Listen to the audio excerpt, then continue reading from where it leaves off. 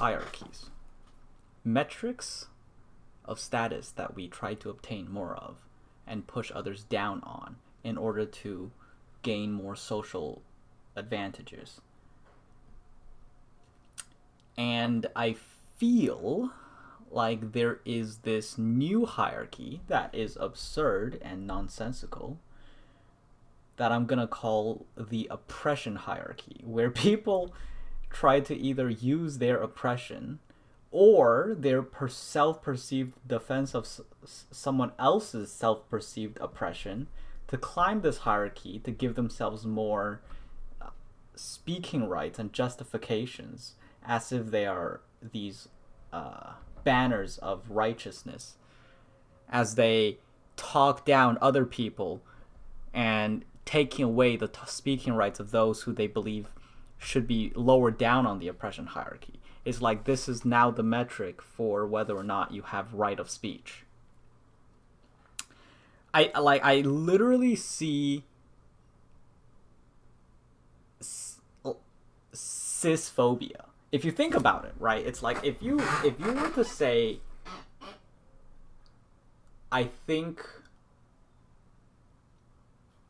okay, if a white man that was straight were to say, I think that what's a politically incorrect statement they could say? I think that there are only two genders. And then these people who are not transgender are gonna come in and say, "Oh, look, you're so harmful. You're straight. You're white. You're male. You don't have the right to talk." So, person A may have a belief about what gender they are, and other people will naturally affirm them. And person B may have a belief about what genders are, and he will be vilified for it because it harms person A. Whereas, it's like they just have they have beliefs of their own, and one is supported and one is quite literally discriminated against. It's like, who's really being discriminated against? And I mean, now I'm not saying we should discriminate against the first person A in this situation. I'm just pointing out the hypocrisy here when it comes to you could be doing people harm with what you say when you are literally like ganging up on people for no reason. Yeah, I don't know. It's like this oppression thing is, when you talk about like a group of people that were oppressed before in using X metric and ignore the fact that that doesn't actually influence any of the people today, it's a little bit strange to say that other people don't have right of speech because they aren't of the same group as the people that were negatively affected by this historical event 100 years ago or whatever. Now, I'm not saying there's no racism or sexism or whatever, but the way that the world has gone on these topics is pretty absurd. Let's talk about some of the other examples in Blink, which is about first impressions.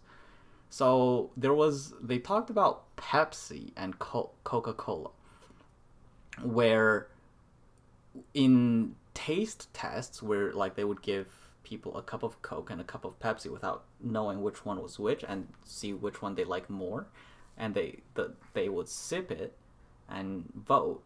The majority of people voted for Pepsi, and Coca-Cola was like, okay, we got to do something.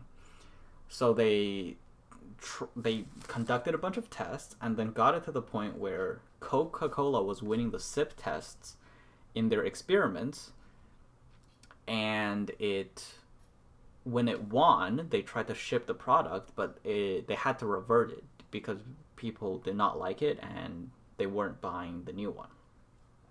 So they went back, and then they still today they still use the previous one, I think at the time of the book was written, I guess.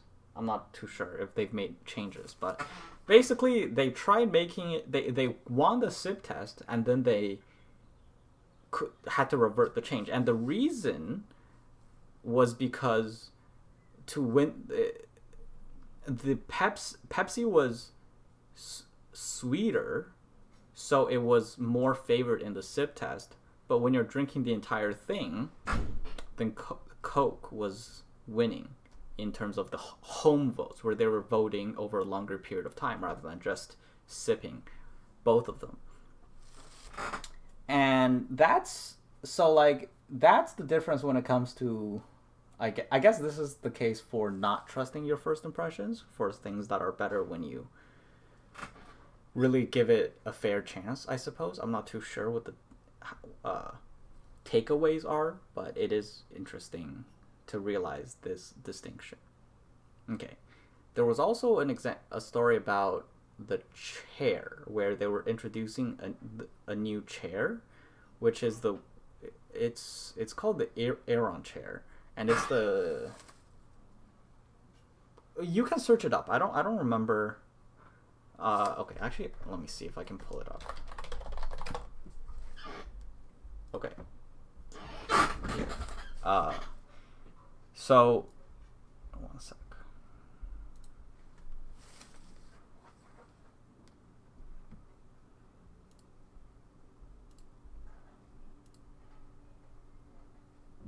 Okay.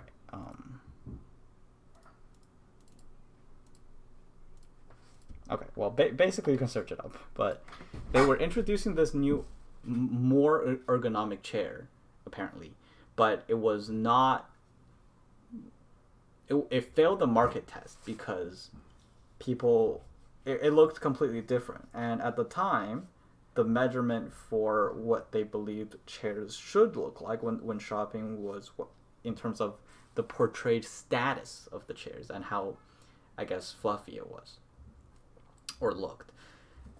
They didn't think the wire mesh could work, so it failed the market test.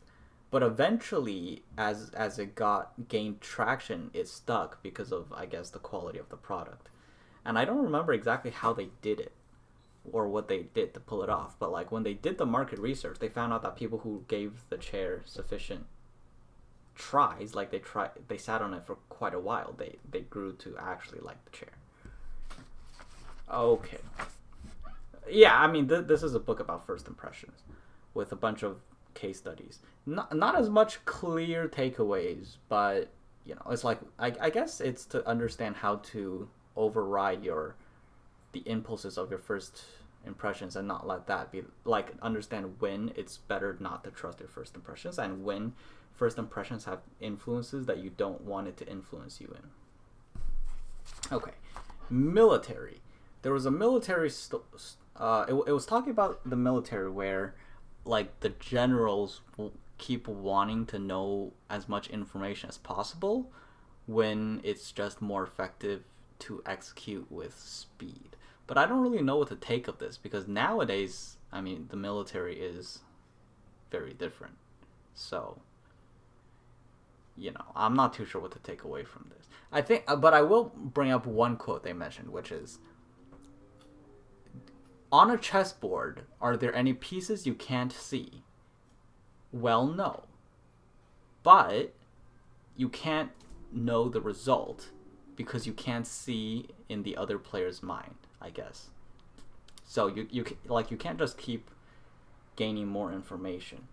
You can analyze for a better move, but it's not turn-based games. So, record company. There was a story about a record company. Ah, yes, this one is about the fallibility of expertise, where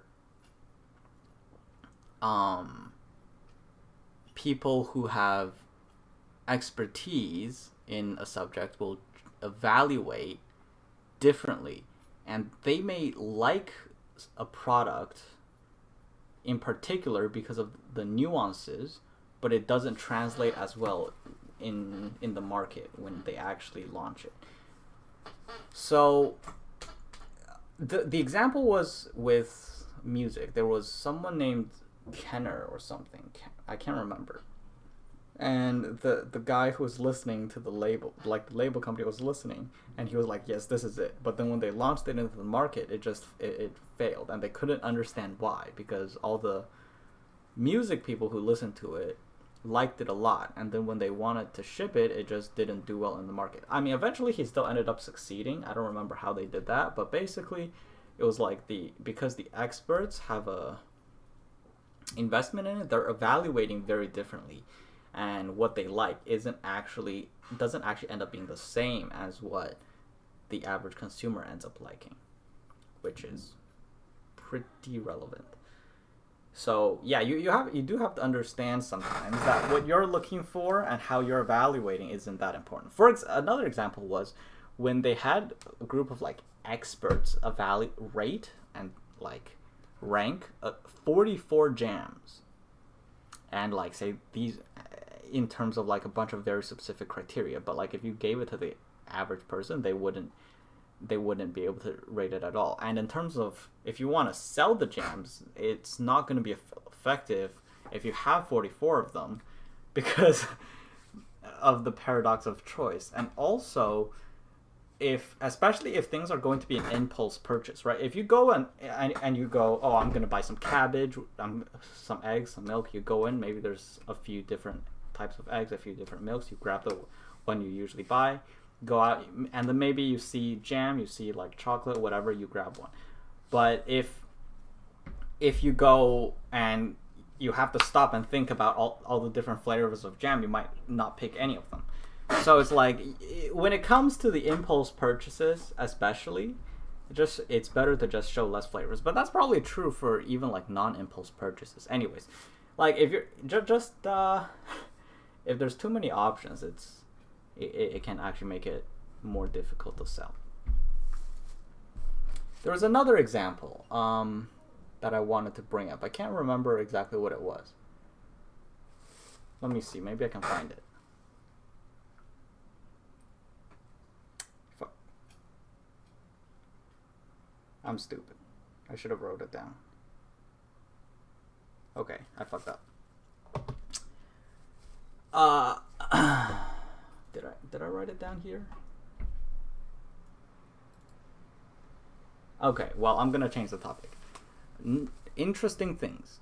The inclination to conformity, which is actually related to this oppression hierarchy garbage, is actually very interesting, because I think like this was discussed by content creators. I don't remember if it was tested on YouTube or Twitter, maybe both.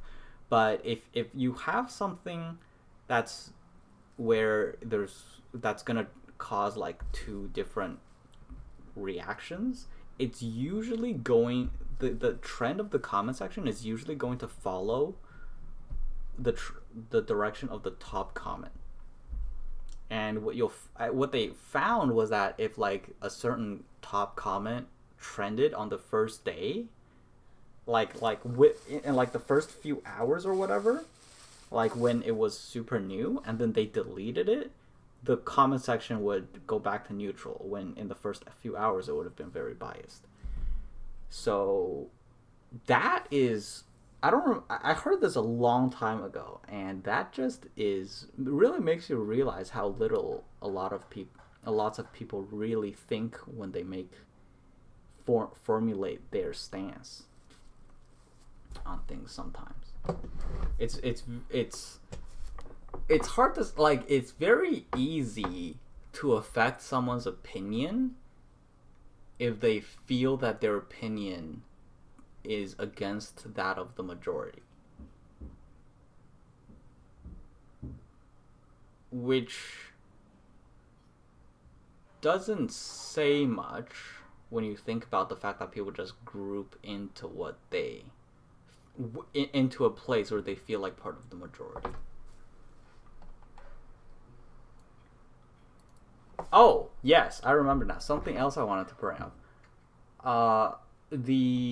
Yes. So another study they found was so they're talking about how babies can will look into your eyes if they want to check on your intentions. Like if you do something, they'll look up at your face, because even when they're not baby infants, even when they're very small, I think it was like 12 months, generally they can already recognize your intentions through your facial muscles, for like frowns, whatever. Like if you basically, like, you know, the face reading, emotions, whatever. And they can, and so they took the different facial muscles and then associated them with emotions. And what they found was that when they were trying to test with their own face, like try to make certain faces, after a certain day, they found that they were feeling terrible. And the other researcher was like, yeah, I also feel terrible. So they looked into it, and they found very distinctly that making the facial expressions associated with negative expressions made them actively feel those negative emotions. Which also isn't that surprising when you think about it, but also it's kind of useful too, because like when they say smile and you're upset, you're not gonna do it because you're upset. But if you're like, if you genuinely smile when you aren't upset, it can actually make you feel better. But if we take this to a different direction, into something you already know about from before, it's that it's easier to change things from the outside in. So like, rather than changing your thoughts and hoping your thoughts will change your actions, it's much more realistic to change your actions and hope for those actions to change your thoughts. Which is why when it comes to trying new things, depending on what it is, of course, like if you think you should try it, if you think it won't be a detriment to your life, just try it. Don't overthink it. The overthinking itself will convince you out of it. So be a bit more impulsive when it comes to those things, is, I think, one of the things that the book tries to say. I'm not sure. I'm not sure what the takeaways from the book really are, other than, but I do think that the studies are very interesting. Okay. Is there anything else? Yes. Let me see. I think that might be everything.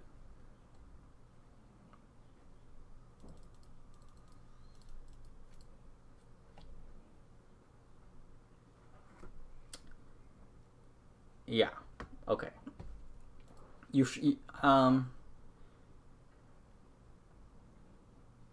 should be. Yeah. So it's like when things don't really have negative consequences. Really, it's better to be more impulsive. But when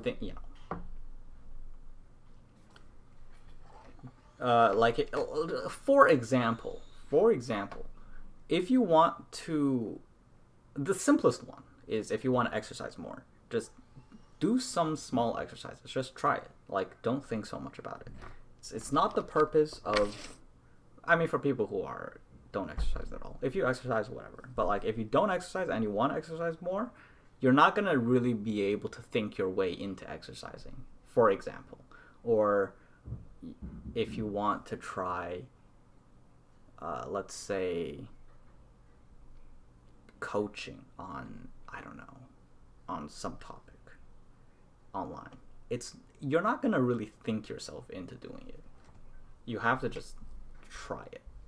Anyways, goodbye.